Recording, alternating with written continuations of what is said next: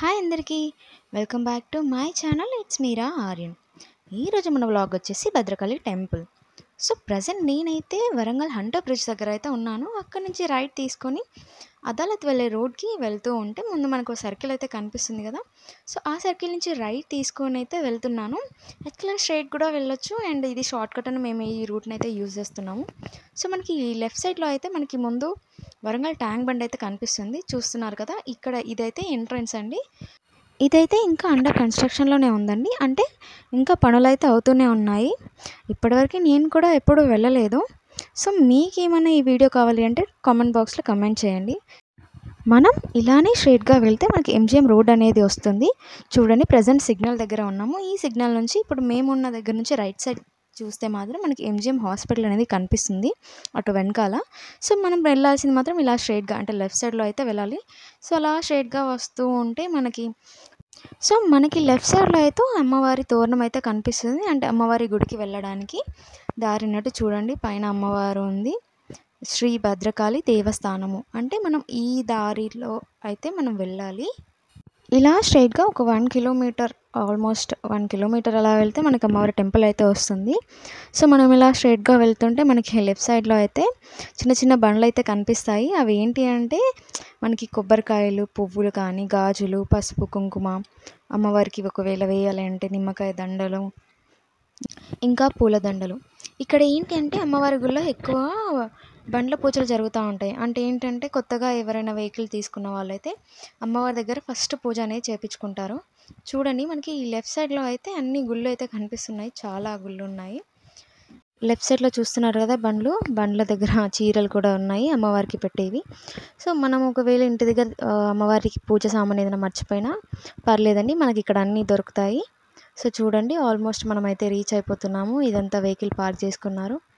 ఇలా స్ట్రైట్గా వెళ్తే మనకి లెఫ్ట్ సైడ్లో అమ్మవారి గుడికి వెళ్ళే దారి ఉంటుంది, అండ్ రైట్ సైడ్కి అయితే పార్కింగ్ ఏరియా ఉంటుంది. చూడండి, ఇదంతా పార్కింగ్ ఏరియా. ఇక్కడ కూడా అమ్మవారు ఉన్నారు. నేను ఇందాక చెప్పాను కదా కొత్త వెహికల్స్ ఏమున్నా ఇక్కడ పూజలు జరుగుతాయని. చూడండి, పూజలు అయితే జరిపించుకుంటున్నారు అందరూ. నేను పార్కింగ్ ఏరియా నుంచి అయితే బయటకు వచ్చాను. మనకి ఏవైతే గేట్లు కనిపిస్తున్నాయో అవైతే ఎంట్రన్స్ అండి అమ్మవారి టెంపుల్కి అయితే. సో మనం ఇలా ముందుకు వెళ్తుంటే చిన్న చిన్న షాప్స్ కూడా కనిపిస్తూ ఉంటాయి. ఈ షాప్స్లో కూడా అమ్మవారి పూజకు సంబంధించిన పూజ సామాగ్రి కూడా మనకి దొరుకుతుందండి. సో మనం ఇలా ముందుకు వెళ్తే గురుస్థానం ఉంది కదా. సో మనకి రైట్ సైడ్లో అయితే సాయిబాబా టెంపుల్ ఉంటుందండి.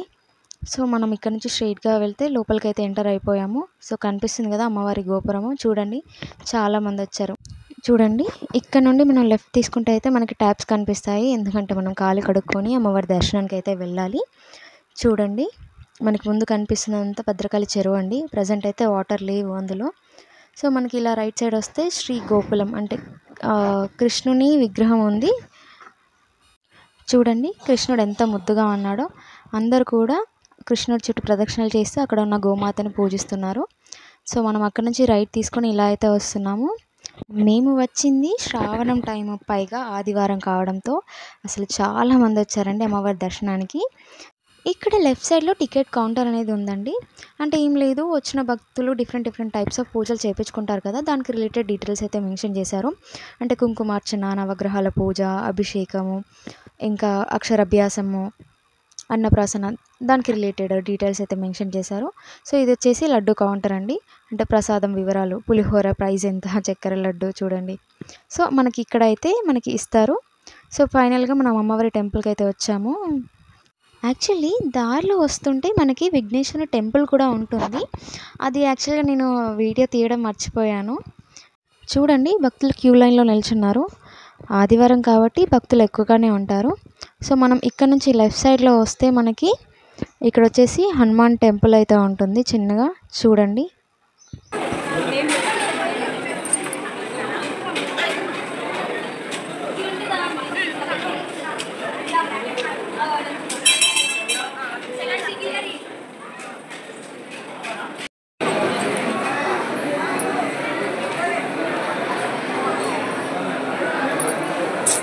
అలా ప్రదక్షిణలు చేసుకొని వచ్చి అమ్మవారి దర్శనానికి అయితే నిల్చున్నామండి. కానీ చాలా టైం పట్టింది అమ్మవారి దర్శనానికి. చూడండి అమ్మవారు ఎంత నిండుగా, ఎంత గాంభీరంగా, ఎంత కళకళలాడుతున్నారో. సో, మాకైతే మొత్తానికి దర్శనం అయితే అమ్మవారి దర్శనం చాలా బాగా జరిగిందండి. ఫైనల్లీ భద్రకాళి అమ్మవారి దర్శనం చేసుకొని అలా బయటికొచ్చి గుళ్ళో కాసేపు కూర్చున్నామండి. చాలా ప్రశాంతంగా అనిపించిందండి.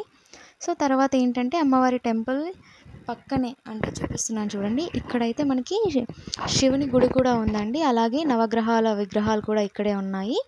సో, అక్కడే పూజ కూడా జరిపించేసుకుంటారు. సో, అలా నేను బయటకొచ్చేసానండి. ఇది వచ్చేసి మనకి అమ్మవారి గుడి ముందు ప్రాంగణం అండి. ఇక్కడ ముందు కనిపిస్తుంది కూడా అమ్మవారి గుడేనండి. లోపల అన్ని అద్దాలే ఉంటాయి. అమ్మవారిని అద్దాల్లో చూస్తే భలే అనిపిస్తుందండి. చూడండి మిమ్మల్ని దగ్గరికి తీసుకెళ్ళి చూపిస్తున్నాను. చూడండి దేవతామూర్తులు కనిపిస్తుంది కదా. ఈ గుడి పక్కన మనకి ఒక చెట్టు కనిపిస్తుంది. దీని విశిష్టత ఏంటి అని అంటే, మన మనసులో ఏదైనా కోరిక గట్టిగా కోరుకొని ఇక్కడ ముడుపు కడితే ఆ కోరిక నెరవేరుతుంది అనేది మాత్రం ప్రచారంలో ఉందండి.